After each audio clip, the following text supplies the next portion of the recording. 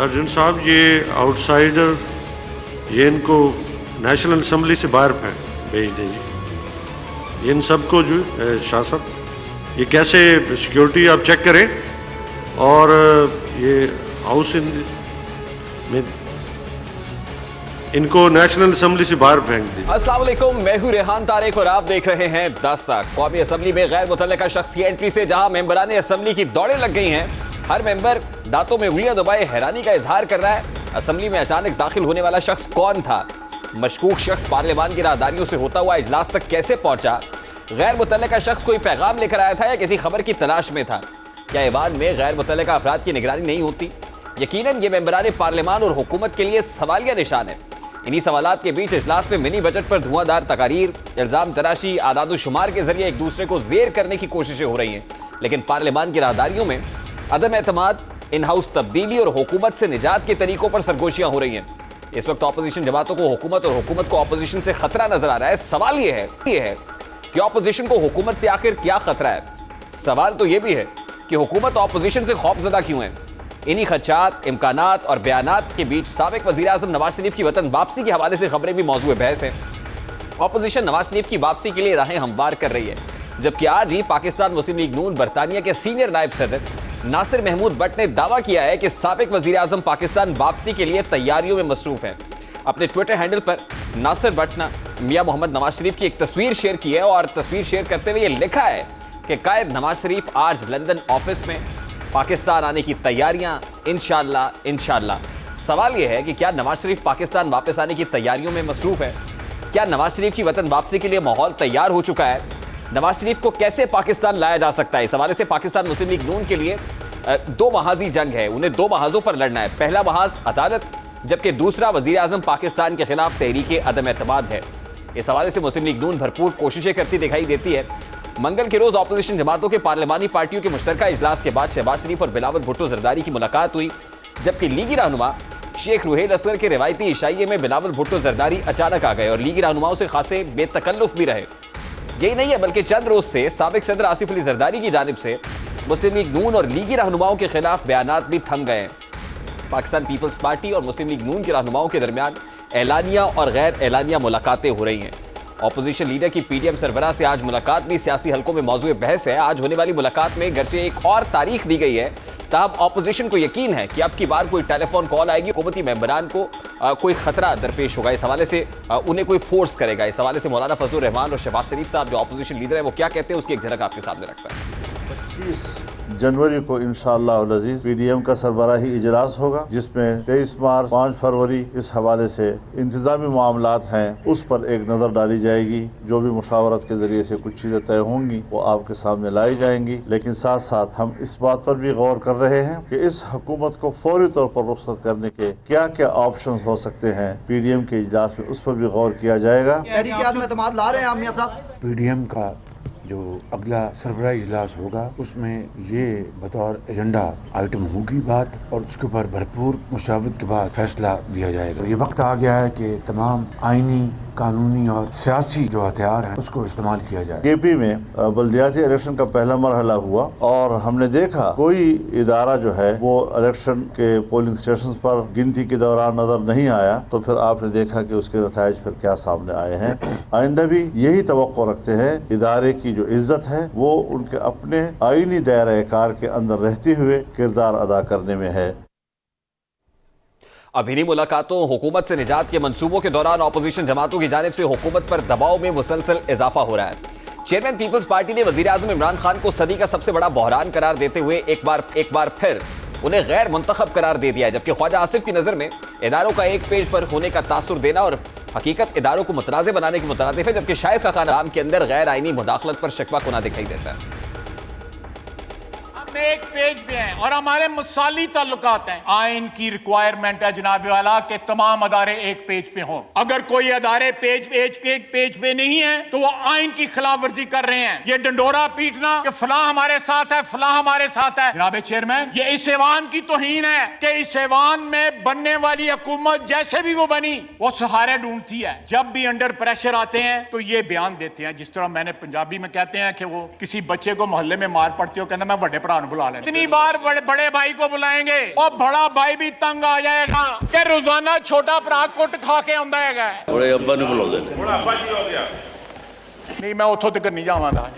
ये फैसले अवामी नुमाइंदे तो कर ही नहीं सकते हैं। जो अवाम मुंतखब करके हुकूमतें बनाते हैं उनको सबसे पहले अवाम को तरजीह देना पड़ता है। अवाम के जो मुतालबात है उनको जो हुकूमत किसी और की वजह से बनाते हैं उनको दूसरों की तरफ देखना ही पड़ता है। उनको अवाम की परेशानी का कोई परवाह नहीं होता। हर सदी में बहरान आता है, हमारा सदी का बहरान का नाम इमरान खान है। बुनियादी तौर पर इस वक्त हुकूमत को ऑपोजिशन और ऑपोजिशन को हुकूमत से खतरात लाक है। अब सवाल यह है कि ऑपोजिशन को हुकूमत से क्या खतरा है। इस हवाले से सियासी मुबस्सरीन ये कहते हैं कि हुकूमत अगर 5 साल पूरे कर जाएगी तो हुकूमत मजीद मुस्तहकम हो जाएगी, जिसके बाद ऑपोजिशन को टाइम टाइम फिश का सामना करना पड़ेगा। जबकि ऑपोजिशन इस वक्त क्या स्ट्रैटेजी बनाए हुए है। जहां नासिर भट्ट ने ट्वीट किया है अपने ट्विटर हैंडल से कि नवाज शरीफ की वापस आने की तैयारियां हैं, तो नवाज शरीफ की वापस आने की तैयारियां कोई इतनी सादा तो नहीं है। इस हवाले से भी एक मैदान तैयार किया जा रहा है।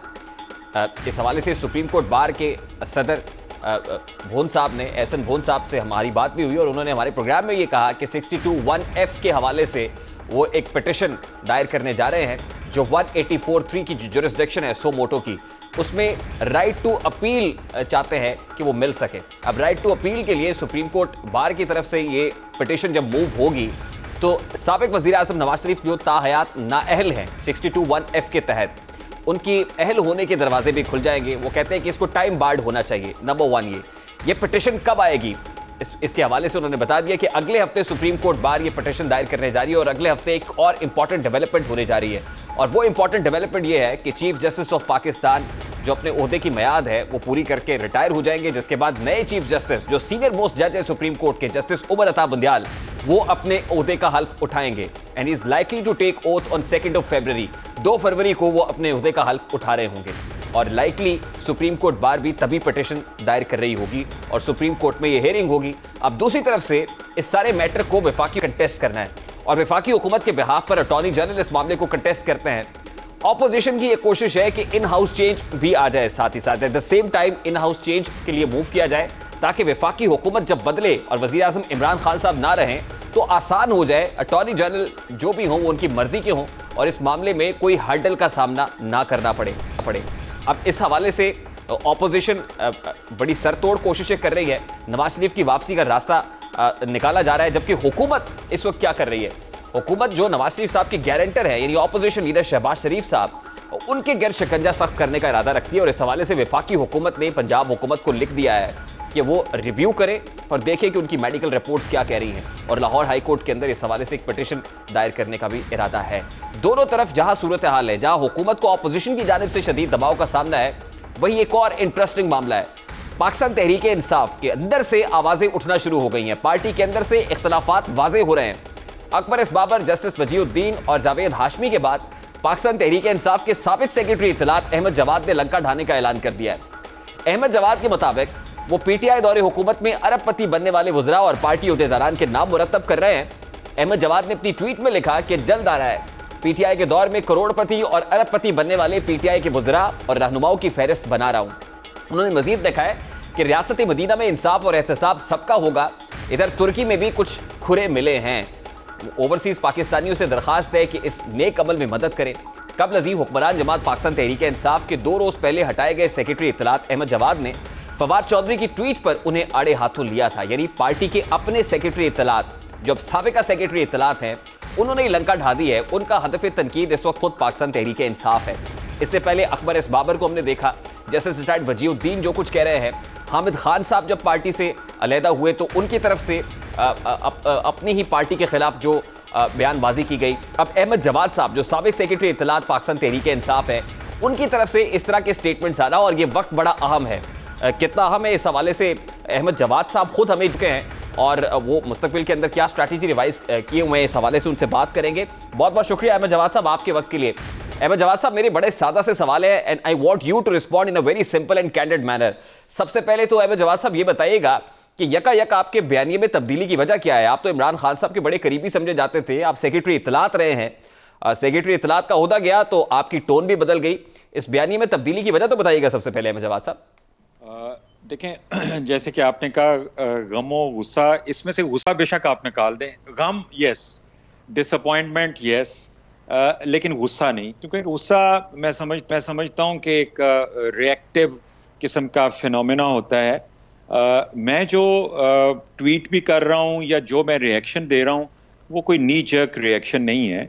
मैं पिछले 1 साल से कंटेम्पलेट कर रहा था, डेलिब्रेट कर रहा था कि मैं पीटीआई में क्या कर रहा हूं, और 19 साल से इस स्ट्रगल में आने के बाद क्या मैं इसमें कोई कंट्रीब्यूट कर रहा हूं, या इस मुआशरे में, इस मुल्क में कोई बेहतरी आ रही है, या इस पीटीआई की बुनियादों में जो इस के वर्कर्स ने खून और पसीना अपना दिया पिछले 15-20 साल में, क्या उनकी उम्मीदें भर आई हैं। और जब मैं उनकी बातचीत सुनता था बहुत मायूसी होती थी, मैं उनके लिए कुछ भी नहीं कर सकता था। वो जब मुझे आके बताते थे ये सब कुछ, तो मुझे अफसोस होता था कि मैं उनके लिए कुछ नहीं कर सकता।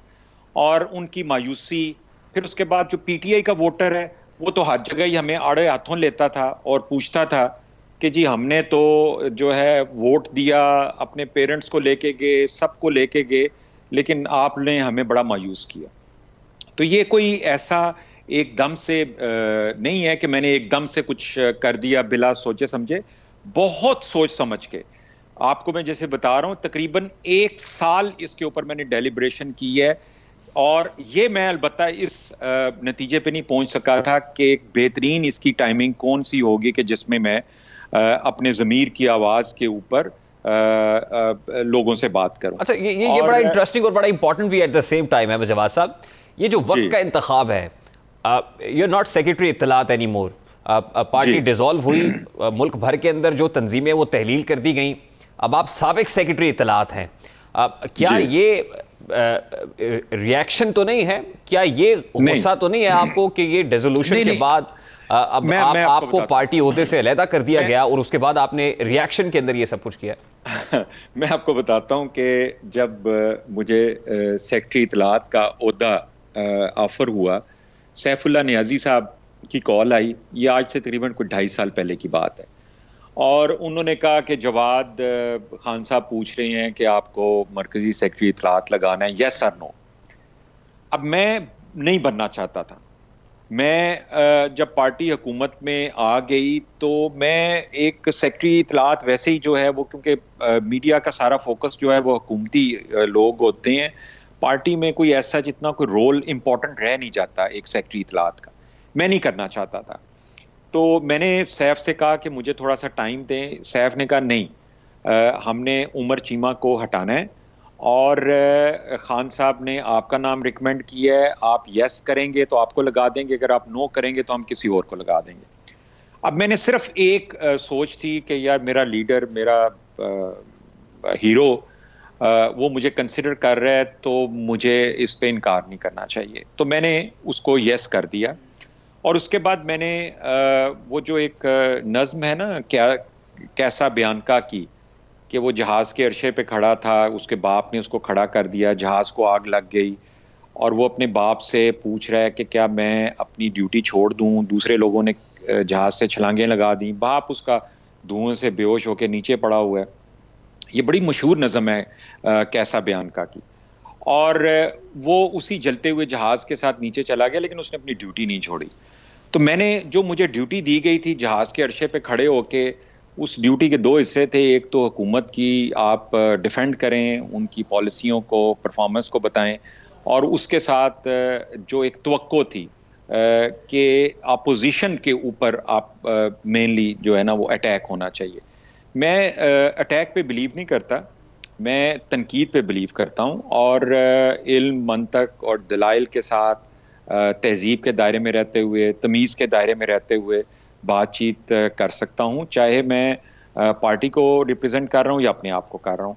ये अंदाज भी पार्टी को कोई इतना पसंद नहीं था, और एक आध दफ़ा मुझे डांट भी पड़ गई प्राइम मिनिस्टर साहब से। पीटीवी के एक शो में हैदर कुरैशी साहब थे मेरे सामने, और हैदर कुरैशी साहब पीपल्स पार्टी के काफ़ी होमवर्क करके आते हैं और काफ़ी सख्त अटैक करते हैं, और वो कहीं खान साहब ने देख लिया, प्राइम मिनिस्टर ने मुझे, उन्होंने मैसेज किया कि आई एम वेरी डिसअपॉइंटेड। तो मैं बड़ा परेशान हुआ कि ये क्या बात हुई। मैंने वो दोबारा से वीडियो देखी पूरी प्रोग्राम की, उसके क्लिप्स बनाए, उनको दोबारा भेजा। मैंने कहा मैंने तो अपनी पार्टी का पॉइंट ऑफ व्यू दिया है, अब इसमें क्या कमी क्या थी। लेकिन उसके बाद उनका कोई जवाब तो नहीं आया, लेकिन मैं समझ गया कमी ये थी कि मैंने हैदर कुरैशी की, जिसे कहते हैं ना कि उसके साथ कोई गाली गलोच नहीं किया, कोई बदतमीजी नहीं की, बस उसके साथ मैं आराम से दलील के साथ बात करता रहा। तो ये तो मुझे उस वक्त ही एहसास हो गया था कि ये एक बड़ा ही अब मेरे लिए मुश्किल है कि मैं अपनी फितरत को, अपनी शख्सियत को, अपनी तरबियत को जो मेरे पेरेंट्स ने की है, उस तरबियत को कैसे मैं चेंज करूं और मैं यकायक शहबाज गिल बन जाऊं, मैं फवाद चौधरी बन जाऊं, मैं फिरदौस आशिक अवान बन जाऊं। ये मेरे लिए बड़ा मुश्किल काम था। नहीं, ये डिमांड किया जाता है अहमद जवाद साहब, ये पार्टी के तंजीमी ओहदेदारान का या तर्जुमानों का इजलास होता है तो ये डिमांड किया जाता है कि आपको कैसा लबो लहजा रखना चाहिए ऑपोजिशन के लोगों से। उसकी मैं आपको मिसाल दे देता हूँ ना। अली अवान जो है, उसने आपको चंद महीने पहले पार्लियामेंट में आपने उसकी नंगी गालियां तो सुनी होंगी। जी जी। बड़ा मुझे तो शर्म आई थी वो जो उसकी गालियां थी। तो उसके बाद उसने अली अवान ने अपने करीबी दोस्तों में जाके कहा कि यार वो मुझे तो खान साहब ने कहा है कि तू मेरा चीता है, तू टाइगर है। तो कहने का मकसद ये है कि हर वो शख्स जो पीटीआई में बदतमीजी करता है, बदतहजीबी करता है, उसको जो शाबाश मिलती है तो फिर उसके बाद मजीद कोई डायरेक्शन देने की जरूरत तो नहीं रहती ना। ये तो एक इनडायरेक्ट बड़ा सीधा सीधा सा मैसेज होता है कि आप, मैं और भी बेशुमार आपको। ठीक है, यानी अहमद जवाद साहब आप ये सब कुछ होता हुआ देख रहे थे, पाकिस्तान तहरीक इंसाफ का जो जहाज है वो जल रहा था, इसके बावजूद अहमद जवाद अपनी जगह पर खड़े हुए थे, आप उसको डिफेंड भी कर रहे थे, आप कहीं ना कहीं अटैकिंग पोजीशन लेने की भी कोशिश कर रहे थे। ऑल्दो वो आपकी जमात को पसंद नहीं था, आपका ये जो धीमापन है, धीमा मिजाज है, वो आप कह रहे हैं कि पसंद नहीं आया। लेकिन एक और बड़ी इंपॉर्टेंट बात है और वो ये है कि आप एलिगेशन लगा रहे हैं। आपने कहा कि पीटीआई के दौर में करोड़ों और अरबोंपति बनने वालों की फहरिस्त तैयार कर रहा है। वो कौन से मिनिस्टर्स हैं, वो कौन से कैबिनेट के अंदर बैठे हुए लोग हैं जो आपकी नजर में पीटीआई दौर के अंदर करोड़ों अरबोंपति बन गए हैं, आप बताना चाहेंगे? जी, जैसे मैंने कहा कि इसकी मैं तैयारी कर रहा हूं, पता तो मुझे बहुत कुछ है। और मैं आपको ये भी बता सकता हूं कि जाहिर है तहरीक इंसाफ पहली दफा हुकूमत में आई, इसमें एक बहुत बड़ी तादाद ऐसे लोगों की थी कि जिन्होंने जिंदगी में कभी कोई ढंग का काम नहीं किया, कोई ढंग का कारोबार नहीं किया, कोई ढंग की नौकरी नहीं की, फिर वो मिनिस्टर बन गए। फिर जब मिनिस्टर बनते हैं या पार्लियामेंट में आते हैं, ओहदे मिलते हैं, और फिर हमें पता चलता है कि फार्म हाउसेस खरीदे जा रहे हैं, बैरून मुल्क अपार्टमेंट्स खरीदे जा रहे हैं और प्लॉट्स खरीदे जा रहे हैं। तो जाहिर है कि अफसोस होता है। मैं आपको रिसेंटली एक बहुत सीनियर लीडर है हमारी पार्टी के, नाम नहीं मैं ले सकता, उन्होंने प्राइम मिनिस्टर को जाके बताया कि सर आपके ये दो बंदे बड़ा माल बना रहे हैं। तो प्राइम मिनिस्टर ने कहा कि मुझे तो नहीं पता। तो उसने कहा कि सर आप प्राइम मिनिस्टर हैं, आपको पता होना चाहिए। तो उन्होंने कहा मुझे कैसे पता होना चाहिए? तो उन्होंने कहा कि सर अगर आपको नहीं पता तो ये, अगर आपको पता है और आप कोई एक्शन नहीं ले रहे, ये भी गलत है, और अगर आपको नहीं पता तो ये तो उससे भी बड़ा जुर्म है। तो वो थोड़े नाराज हुए, उन्होंने उसका कोई जवाब नहीं दिया। तो कहने का मकसद ये है कि हमें भी पता है, प्राइम मिनिस्टर को भी पता है कि क्या हो रहा है पार्टी। लेकिन अहमद जवाद साहब एक सवाल जो उठाया जा रहा है और आप पर जो तनकीद की जा रही है वो ये है कि अहमद जवाद साहब का जमीर अब क्यों जागा है? जिस वक्त वो सेक्रेटरी इत्तलात नहीं है, अब उन्हें ये क्यों जागा है कि करोड़ों अरबोंपति बन गए हैं लोग?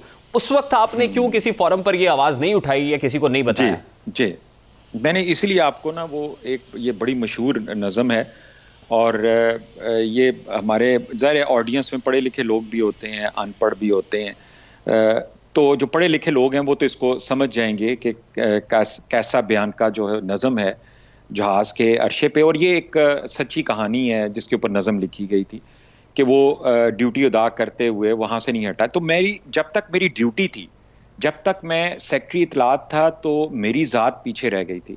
मैंने अपनी ड्यूटी को परफॉर्म करना था, जो ड्यूटी मैंने एक्सेप्ट की। जिस दिन मेरी ड्यूटी ख़त्म हो गई उसके बाद मैं आज़ाद हो। अहमद साहब, उस वक्त आपके ज़मीर ने मलामत नहीं की कि ये जो कुछ हो रहा है ये पार्टी की तबाही और बर्बादी हो रही है? जी बिल्कुल। मुझे जितनी दफ़ा भी मैं अपनी पार्टी का डिफेंड करता था तो मुझे अफसोस होता था, ज़मीर पे बोझ भी होता था।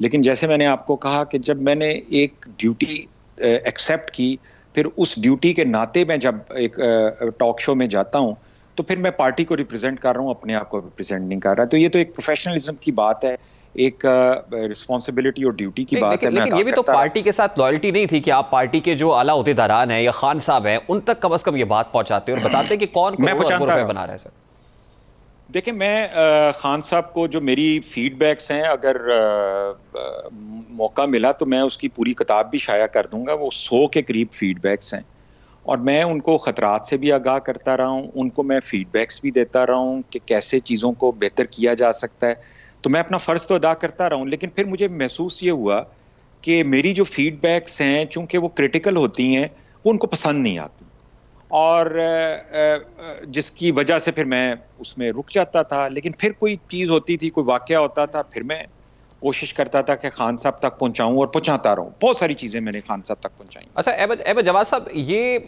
सिर्फ जेनेरिक नाम ही रहेंगे कि ये करोड़ों अरबोंपति बनाने वाले हैं, वो दर्जनों हैं या वो कई हैं, सैकड़ों हैं, या कोई नाम भी आप रिवील करेंगे? देखें, बिल्कुल नाम मेरे पास हैं और थोड़ा सा होमवर्क करने की ज़रूरत है। मुझे बेशुमार फ़ोन भी आना शुरू हो गए हैं और बहुत सारे लोग इनपुट देने को तैयार भी हैं, इंफॉर्मेशन देने को भी तैयार हैं। कुछ मेरे पास ऑलरेडी हैं और उनको तैयार करके, मैं नहीं चाहता कि मैं कोई ऐसा बेतुका सा इल्ज़ाम लगा दूं जिसकी कोई के पीछे वो ना हो। मैंने आज सुबह एक इंटरव्यू था, मैं चूँकि एक नाम का मैं जिक्र कर चुका हूँ तो आपके प्रोग्राम में भी मैं कर देता हूँ। वो अली जैदी का है और अली जैदी के हवाले से मैंने ये भी बताया है कि आप साबिक chairman KPT rear admiral Jameel Akhtar sahab को आप बुला लें और उनसे पूछ लें कि उनको ये अली जैदी साहब अपनी गाड़ी के टायरों को चेंज करना, अपने खानसामे की तनख्वाह देना और मुख्तलिफ ख्वाहिशात का इजहार करना, और फिर जब ख्वाहिशात बढ़ती गई तो वो चेयरमैन केपीटी ने जब उसको इनकार कर दिया तो उन्हें उसको रिमूव कर दिया और वो फिर इस्लामाबाद हाई कोर्ट चले गए, वहाँ से मुकदमा जीत के वापस आए और फिर अली जैदी साहब जो है ना, उसके बाद उनकी हिम्मत नहीं हुई कि जाहिर है कि वो अब कोर्ट से जीत के आए थे। तो जमील अख्तर साहब ने वो अपना टेन्योर मुकम्मल किया और उसके बाद नादिर मुमताज़ जो FPR का एक साबिक एहलकार है, एक अफसर है, उसकी क्या FPR में अकम्पलिशमेंट या अचीवमेंट होगी कि कराची पोर्ट ट्रस्ट जो कि अली जैदी साहब इज वन ऑफ देम। मजीद कितने लोग हैं? ये नाम तो बाद में आएंगे, मजीद कितने लोग हैं ऐसे? देखिए, बहुत सारे लोग हैं। अभी जाहिर है, जैसे मैंने आपसे कहा कि let me do my homework, इसीलिए मैंने उसमें ये नहीं लिखा कि ये मैं कल बताऊंगा या परसों बताऊंगा। आप गालिबन अभी टर्की में मौजूद है और आपने कहा कि टर्की में भी कुछ खुरे मिले हैं, टर्की से भी आपको कुछ शवाहिद मिले, वो ये क्या बात है सर? देखें, वो एक जगह मैं अपार्टमेंट देख रहा था, तो देखें मेरा तो जो है ना पूरा प्रोफेशनल कैरियर, वो मैं तो एक बड़ा ट्रांसपेरेंट सा बंदा हूँ। मेरी टैक्स रिटर्न, मेरे इनकम, मेरे अकाउंट्स चाहे पाकिस्तान में है, चाहे वो सिंगापुर में है, चाहे जर्मनी में है, तो मैं तो हर चीज़ डिक्लेयर करता हूँ। और अगर बाहर भी मैं कोई अगर अपना एसेट बनाता हूँ तो वो भी मैं डिक्लेयर करता हूँ। तो मैं यहाँ पे भी देख रहा था, तो वहाँ पे मुझे फिर वो किसी ने बताया कि वो आपके फलाने जो हैं इस वक्त सीनियर पोजीशन पे हैं, तो उन्होंने भी लिया। और मैं किसके एसेट्स हैं सोच नहीं, अभी नहीं, देखें अभी मुझे जरा थोड़ा सा इस पर होमवर्क करने दें। और वजीर है जिसका जिक्र किया, उनका मुझे पता है उस बेचारे की जेब में टका भी नहीं। वो कैबिनेट मेंबर है सर? और देखें, वो एक सीनियर पोजीशन पे है, काफी सीनियर पोजीशन पे है, तो अभी छोड़ दें। तो लास्टली ये कहिएगा अहमद जवाद साहब कि क्या किसी कोर्ट ऑफ लॉ में आप इसको लेकर भी जाएंगे? मतलब are you going to be another Akbar S Babar और जस्टिस रिटायर्ड वजीउद्दीन? अब आपने इंतखाब करना है। देखें, मैंने अभी तो अपने ज़मीर की आवाज़ के ऊपर ये सारी बातचीत की है। मकसद इसका ये है कि PTI को भी बचाया जाए और इस मुल्क को भी बचाया जाए। ये PTI की हुकूमत जो है एक सर्कस बन गई है और इस सर्कस के अंदर जोकर भी आ गए हैं, मदारी भी आ गए हैं, करतब दिखाने वाले भी आ गए हैं, और आपको पता है सर्कस में जानवर भी आ जाते हैं। तो अब इस सर्कस ने किसी दिन ख़त्म तो होना है और इसमें जो नौकरियां करते हैं वो तो अगले सर्कस में चले जाएंगे।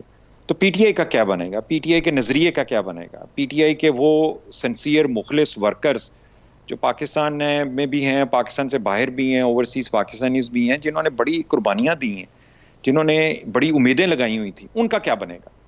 तो मैंने तो इसलिए ये एक विसल ब्लोअर का काम किया है और एक अवेयरनेस की कोशिश कर रहा हूँ। जैसे कि मैंने कहा भी कि इमरान खान साहब को इस वक्त दरबारी नहीं चाहिए, उनको जगाने वाले लोग चाहिए। तो मैंने जगाने की कोशिश कर रहा हूँ।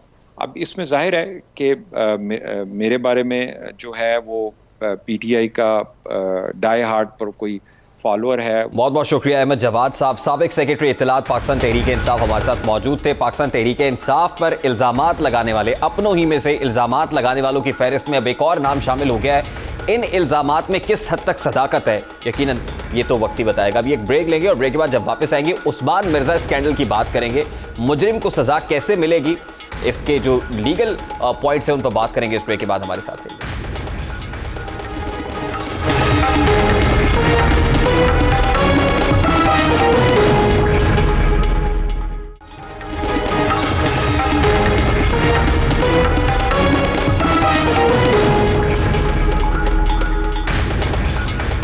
Welcome back. गुज़श्ता साल जुलाई में इस्लामाबाद के सेक्टर E11 में लड़के और लड़की को हिरासा करने की वीडियो बनाने के इल्जाम में गिरफ्तार मुल्जिमान को गुज़श्ता रोज मुतासरा फरीकैन ने अदालत में पहचानने से इनकार कर दिया था। इस केस के दौरान मुतासरा लड़की और लड़के ने ऐन मौके पर अपना वकील भी तब्दील कर दिया और अदालत में बयान दिया कि वो मुल्जिमान को नहीं पहचानते, ना ही वो इस केस की मजीद पैरवी करना चाहते हैं। इस हवाले से गुज़श्ता रोज हमने इनके पुराने काउंसिल हसन जावेद साहब से रब्ता किया और उन्होंने बताया कि मुतासरा फरीकैन ने वो फ़ोन बंद कर रखा था, उनके साथ कोई रब्ता नहीं हुआ और फिर कमरा अदालत के अंदर एक नए वकालतनामे और नए वकील के साथ वो पेश हुए, जिसमें उस लड़की ने मुल्जिमान को पहचानने से इनकार किया। फरीकैन की जानिब से केस की पैरवी से इनकार के बाद बुध को वफाकी हुकूमत ने खुद इस केस की पैरवी करने का फैसला किया है। वफाकी वजारत कानून के एलामिये के मुताबिक वज़ीर आज़म इमरान खान ने हिदायत की है कि ख़वातीन से ज़्यादती और हिरासा करने के केसेस की रियासत खुद पैरवी करे। रियासत तमाम मुतासरा ख़वातीन और बच्चों के साथ खड़ी है। पार्लिमानी सेक्रेटरी बराए कानून मलिका बुखारी के मुताबिक ख़वातीन और बच्चों से ज़्यादती के मुर्तकिब मुजरिम किसी सूरत कानून की गिरफ्त से नहीं बच सकते हैं। सवाल यह है कि मुल्जिमान को पहचानने से इनकार और पैरवी ना करने से केस पर क्या असर होगा। फरीकैन के मुल्जिमान को पहचानने से इनकार के बाद कार्रवाई हो सकती है। अगर मुतल्लिका फरीक शहादत को तस्लीम नहीं करता, सजा जजा का अमल कैसे पूरा होगा? क्या अदालत फरीकैन के खिलाफ भी कार्रवाई कर सकती है? अब ये जो चेहरे आपको इस वक्त दिखाई दे रहे हैं, उस्मान मिर्जा और उसके साथी, इन्हें कौन नहीं पहचानता? पूरा पाकिस्तान पहचानता है, क्योंकि यह वाकया जिस वक्त रिपोर्ट हुआ था तो उस वक्त सोशल मीडिया पर मंजर आम पर आया था और सोशल मीडिया पर मंजर आम पर आने से पहले 2-3 माह पुराना वाकया था जब सोशल मीडिया पर वीडियोस वायरल होती हैं तो उस वक्त वज़ीर आज़म इमरान खान साहब खुद नोटिस लेते हैं और कहा यह जाता है कि मुल्जिमान को करार वाकई सज़ा मिलेगी, मंतकी अंजाम को पहुँचेंगे। लेकिन इंटरेस्टिंगली और इम्पॉर्टेंट बात यह है कि जो मुतासरा फरीकैन हैं वो पुलिस से रुजू नहीं करते, इस वाक़े को थाने में रिपोर्ट नहीं किया जाता है। यानी वो उस वक्त भी पैरवी करने के जो है उनकी वो पसली नहीं होती है, कमर नहीं होती कि पैरवी कर सके। क्यों? क्योंकि होता ही है कि जब फरीकैन जो मुतासरीन होते हैं वो कमज़ोर होते हैं और मुल्जिम पार्टी तगड़ी होती है तो ऑब्वियसली हर एक अपनी जान बचाना चाहता है और वो सर झुकाकर चाहता है कि वक्त गुजर जाए और वो अपनी ज़िंदगी को बआसानी गुजार सके, क्योंकि वो एक नया पिंडोरा बॉक्स खुल जाता है।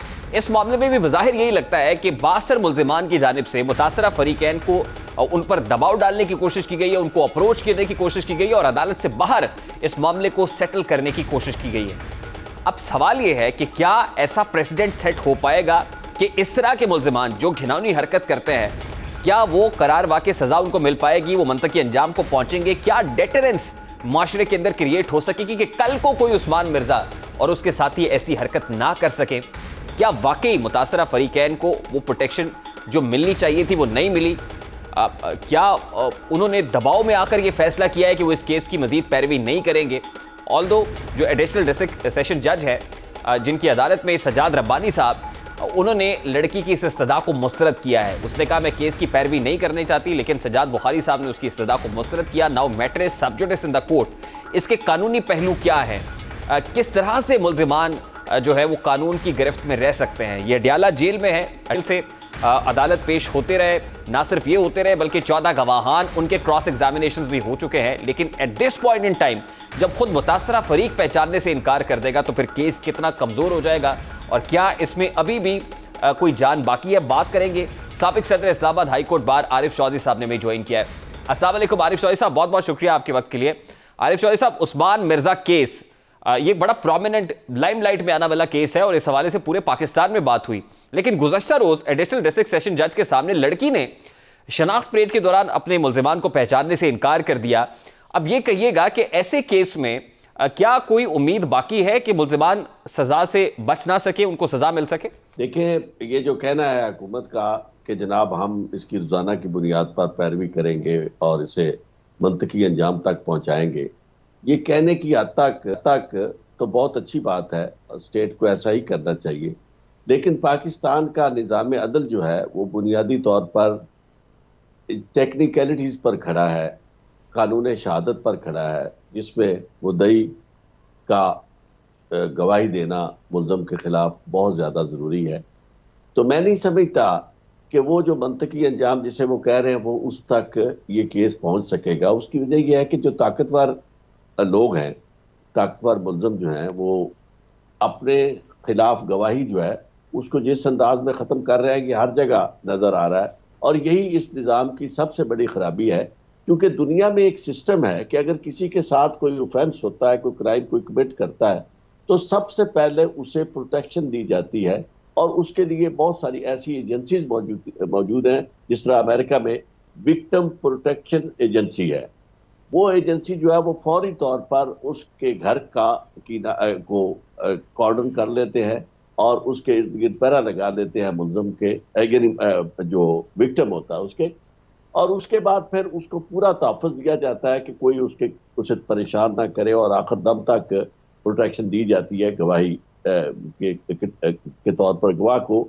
उसके यानी अदालत में पेश होकर गवाही देने तक। इसके बावजूद जो बाअसर लोग होते हैं, ताकतवर लोग होते हैं, वो वहाँ भी असरअंदाज होते हैं। उस माफिया के लोगों की मिसालें, बिल्कुल जॉन गॉटी का केस जो है वो बड़ा मारूफ केस है, जिसमें जॉन गॉटी ने, जो माफिया चीफ था इटालियन माफिया का वहाँ न्यूयॉर्क में, उसने कहा था किल हिम, और ये आवाज़ सबको सुनाई दे रही थी, ऑडियो थी उसकी, रिकॉर्डेड थी।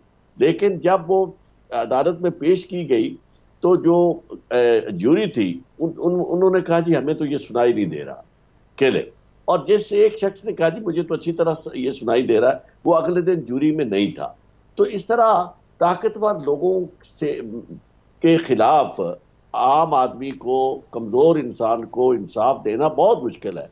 उसकी वजह यह है कि इस तरह के हालात पैदा कर दिए जाते हैं, इतना खौफ और इतनी उन्हें सरासीनगी का आलम होता है, उनके यानी हरासा होने की वो कैफियत होती है जिसको आम आदमी ना समझ सकता है, ना वो आम आदमी तक वो बात कर सकते हैं।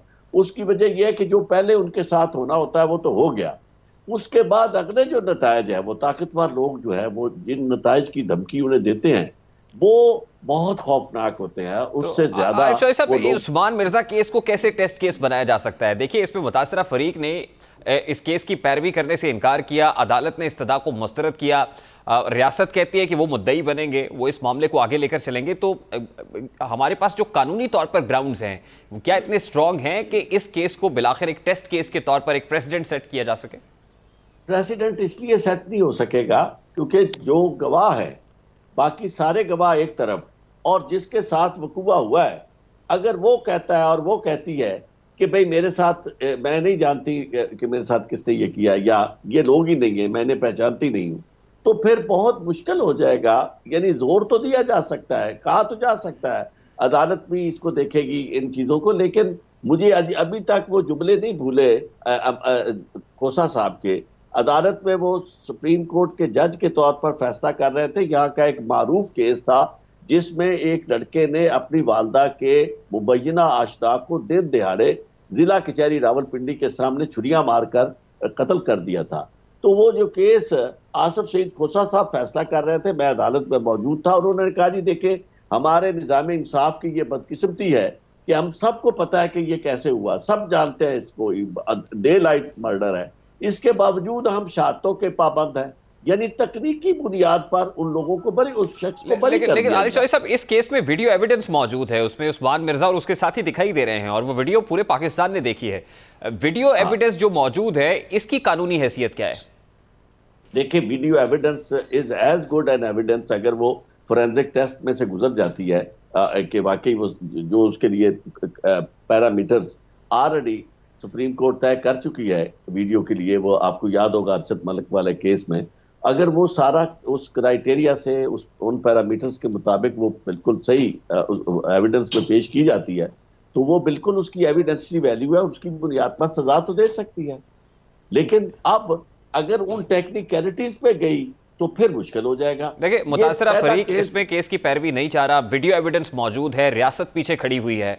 अब फरीक इसमें मुकर भी जाए, वो इन्हेराफ भी करे, तो क्या सॉलिड ग्राउंड्स हैं कि उस्मान मिर्जा और उसके साथी मंतकी आपको पहुंचेंगे? जी, एक पहलू इसका बड़ा जबरदस्त है, क्योंकि बुनियादी तौर पर ये जो ऑफेंसेस होते हैं ना, ये किसी शख्स के खिलाफ नहीं होते, ये स्टेट के खिलाफ होते हैं। तो स्टेट के पास अगर एविडेंस मौजूद है और स्टेट उसे पूरे तौर पर पैरवी करे, डट जाए स्टेट, और यानी तो मैं समझता हूं कि ये टेस्ट केस भी बन सकता है।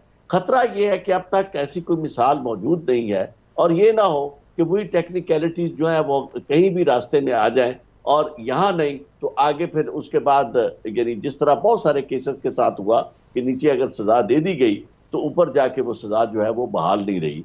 तो मैं समझता हूं कि कोशिश तो करनी चाहिए, और ये ट्रेंड जो है वो सेट होना चाहिए इस तरह की सूरत में कि जहां एविडेंस मौजूद है, और अगर खौफ की वजह से लोग इंटिमिडेट होकर नहीं आते आगे, और खास तौर पे जो विक्टिम है जिसके साथ ये कुछ हुआ होता है, मैं समझता हूँ वो इस हद तक यानी मजलूम होता है और वो इस्तेहकाक रखता है कि उसकी उस कैफियत को भी सामने रखा जाए जिस कैफियत में वो मौजूद है। तो लिहाजा बाकी एविडेंस जो है उसकी बुनियाद पर सजा तो की जा सकती है। बहुत बहुत शुक्रिया। साबिक सदर इस्लामाबाद हाईकोर्ट बार आरिफ चौधरी साहब हमारे साथ मौजूद थे। अभी एक ब्रेक लेंगे और ब्रेक के बाद जब वापस आएंगे बात करेंगे कि ऑपोजिशन लीडर कायदे इस खिलाफ शहबाज शरीफ हुकूमत के निशाने पर क्यों है। इस ब्रेक के बाद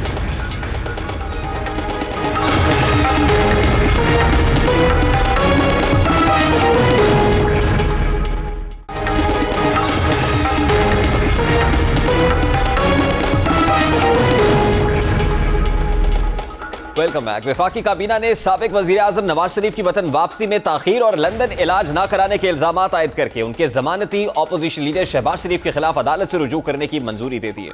इसी हवाले से आज अटॉर्नी जनरल ऑफिस ने पंजाब हुकूमत को खत लिखकर नवाज शरीफ की मेडिकल रिपोर्ट्स पर माहिराना राय मांग ली है।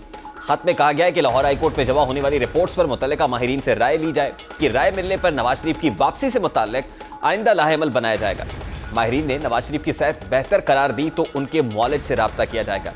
मुल्क में बढ़ती हुई महंगाई, अबतर माशी सूरत हाल, IMF का दबाव और आलमी मालियाती इदारे के दबाव पर मिनी बजट के जरिए अवाम पर टैक्स का इजाफी बोझ डालने की कोशिशों में हुकूमत की जानिब से नवाज शरीफ के खिलाफ बयानियां बनाना समझ से बालातर है।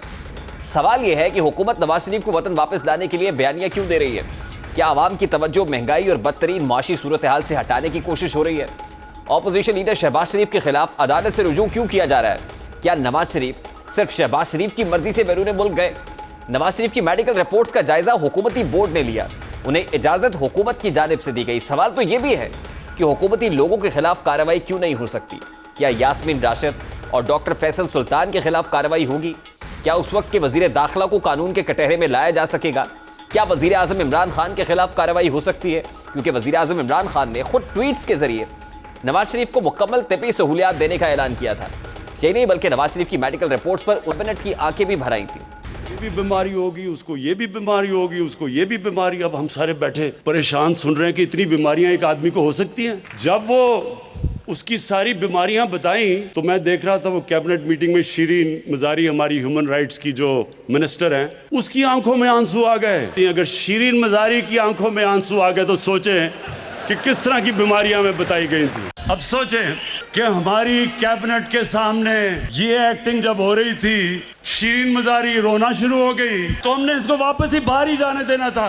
मेरी वजीर आजम पाकिस्तान जनाब इमरान खान साहब से नवाज शरीफ साहब की सेहत के बारे में बातचीत हुई है और उन्होंने पंजाब हुकूमत को और मुझे हदायत की है कि उनको बेस्ट जो हेल्थ सपोर्ट है फराहम की जाए। नवाज शरीफ को अक्टूबर 2019 में लाहौर में नैब की तहवील में शदीद बीमारी की वजह से इलाज के लिए सर्विसेज अस्पताल मुंतकिल करना पड़ा। अस्पताल ने हुकूमत को अपनी रिपोर्ट में बताया कि उनके खून में प्लेटलेट्स की तादाद खतरनाक हद तक कम हो चुकी है। इसके अलावा उन्हें दिल, गुर्दों, शुगर और हाई ब्लड प्रेशर समेत कई मरज लाहक हैं। जब एक मरज का इलाज किया जाता है तो इसके मनफी असरात दूसरी बीमारियों पर मुरतब होते हैं। हुकूमत ने इस सिलसिले में एक मेडिकल बोर्ड मुकर्रर की रिपोर्ट्स वफाकी हुकूमत को भिजवाई गई। इनमें कहा गया था कि नवाज शरीफ का इलाज पाकिस्तान में मुमकिन ही नहीं है, उन्हें बैरून मुल्क जाने की इजाजत दी जाए। इस दौरान हाई कोर्ट ने उन्हें इलाज के लिए 8 हफ्तों की जमानत दे दी और मियां नवाज शरीफ सर्विस अस्पताल से अपने घर मुंतकिल हो गए, जिसके मुतालिक बताया गया कि वहां उनकी तिब्बी देखभाल के लिए खुसूसी इंतजाम किए गए हैं। ECL में नाम होने की वजह से वो पाकिस्तान से बाहर नहीं जा सकते थे। यह मामला कई दिन तक चलता रहा और इस दौरान शौकत खानम अस्पताल के डॉक्टर से भी नवाज शरीफ की बीमारियों की तस्दीक कराई गई, जिसके बाद उन्हें 7 अरब रुपए के बॉन्ड पर बैरून मुल्क जाने की इजाजत दी गई। इस हवाले से उस वक्त की वजीर इत्तलात क्या कहती हैं वो भी आपके साथ। भी सजा याफ्ता कैदी जो है वो ECL से उसका नाम नहीं निकाला जाता। आप कानूनी तकाजा पूरा करें, इंडेमनिटी बॉन्ड जो है वो जमा कराएं और उनको फिलफौर इलाज के लिए बैरून मुल्क जहां पे भी आप चाहते हैं इलाज के लिए ले जाएं। अब हुकूमत मुसलसल 7 अरब रुपए के बॉन्ड तलब करती रही, मगर नवाज शरीफ और उनकी पार्टी ने यह फैसला कबूल करने से इनकार किया और लाहौर हाई कोर्ट से रुजू किया। आला अदालत ने उन्हें 50 रुपए के स्टैम्प पेपर पर 4 हफ्तों की इजाजत दे दी। इस सारे अरसे के दौरान मीडिया पर नवाज शरीफ की बीमारी में उतार चढ़ाव की खबरें छाई रहीं। उनके जाती मॉलेज के हवाले से कहा जाता रहा कि नवाज शरीफ के प्लेटलेट्स खतरनाक हद तक गिर रहे हैं, जबकि उन्हें जिंदगी बचाने वाले स्टीरॉइड्स और दीगर अद्वियात चाहिए और हवाई सफर के काबिल बनाने के लिए भी स्टीरॉइड्स दी जा रही हैं।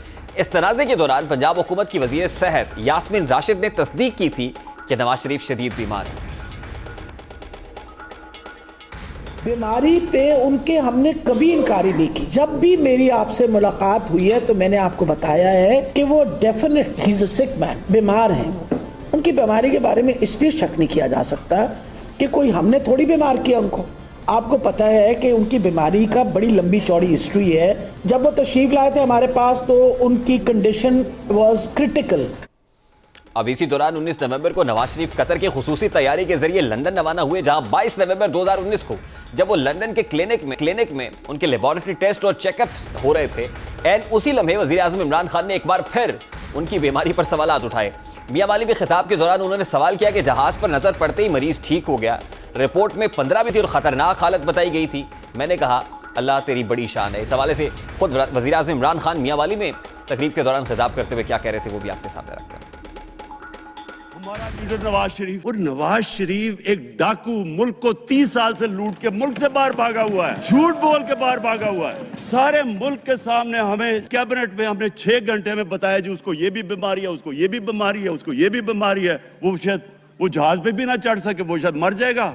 यह असम्बली इजलास का खिताब है जो इमरान खान साहब का है। वज़ीर आज़म क्या कह रहे थे नवाज शरीफ की सेहत से मुतालिक। मियां वाली में खिताब करते हुए इमरान खान साहब ने क्या कहा था, जरा मियां वाली वाला खिताब भी प्रोड्यूसर साहब अगर आप चला सके तो। जी ये भी बीमारी होगी, उसको ये भी बीमारी होगी, उसको ये भी बीमारी। अब हम सारे बैठे परेशान सुन रहे हैं कि इतनी बीमारियां एक आदमी को हो सकती हैं। जब वो उसकी सारी बीमारियां बताई तो मैं देख रहा था वो कैबिनेट मीटिंग में शीरीन मजारी, हमारी ह्यूमन राइट्स की जो मिनिस्टर हैं, उसकी आंखों में आंसू आ गए। अगर शीरीन मजारी की आंखों में आंसू आ गए तो सोचें। हमने आपके सामने टाइमलाइन रखी कि किस वक्त पंजाब हुकूमत का मेडिकल बोर्ड तश्कील दिया जाता है, वफाकी हुकूमत कब कब क्या फैसले करती है, और फिर खुद वज़ीर आज़म इमरान खान साहब के नोटिस में लाकर साबिक वज़ीर आज़म नवाज शरीफ को बैरून मुल्क भेजा जाता है। लेकिन आज शहबाज शरीफ साहब की दर पे है हुकूमत और वो कह रही है कि वो गारंटर हैं, इनको पकड़ा जाए। तो सवाल तो बड़ा सादा सा है, क्या हुकूमत को उस वक्त पता नहीं था? और अगर उस वक्त गलत थी तो उस मेडिकल बोर्ड ने जो सिफारिशात तैयार की थी, क्या मेडिकल बोर्ड से पूछा जाएगा, क्या वज़ीर दाखिला से पूछा जाएगा, और क्या खुद इमरान खान साहब इस बात का जवाब देने के लिए तैयार होंगे? अभी एक ब्रेक लेंगे और ब्रेक के बाद जब वापस आएंगे, पासपोर्ट की दर्जाबंदी क्यों गिरी है, पासपोर्ट्स की नई दर्जाबंदी सामने आ गई और इस फहरिस्त में पाकिस्तान यानी सब्ज पासपोर्ट कहां पर है, बताएंगे इस ब्रेक के बाद।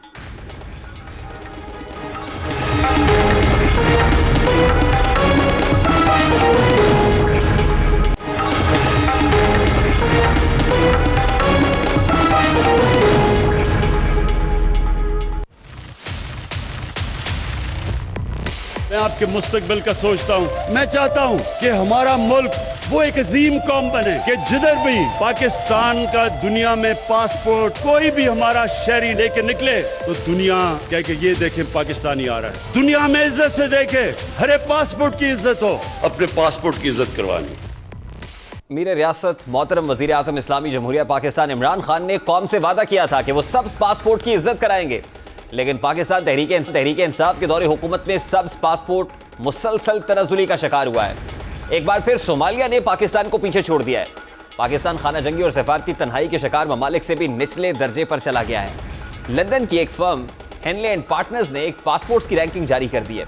सवाल यह है कि दुनिया के किस मुल्क का पासपोर्ट कितना ताकतवर है, कहां के शहरी कितने ममालिक में बगैर वीजा जा सकते हैं। पासपोर्ट रैंकिंग का तरीकाकार क्या है, पासपोर्ट की रैंकिंग में पाकिस्तान किस नंबर पर है, इस हवाले से पासपोर्ट इंडेक्स में रैंकिंग की बुनियाद पर वीजा फ्री एंट्री होती है। यानी जिस मुल्क के पासपोर्ट पर जितने ज्यादा ममालिक या इलाकों में बगैर वीजा दाखिले, visa on arrival, visitors permit या इलेक्ट्रॉनिक ट्रैवल अथॉरिटी की सहूलत मैसर हो, वो पहले नंबर पर आता है। इस फहरिस्त में तकरीबन तमाम ही ममालिक में पाकिस्तान से आगे दिखा। भारत का पासपोर्ट रैंकिंग में 83वें नंबर पर है, बांग्लादेश 103वें नंबर पर है, जबकि पाकिस्तान फहरिस्त में नीचे से चौथे नंबर पर है, जो इमरान खान साहब के एक और क्लेम पर सवाल का निशान है। प्रोग्राम का वक्त अपने इख्तिताम को पहुंचा। आपसे मुलाकात होगी इंशाल्लाह कल। अपना रखिएगा ख्याल।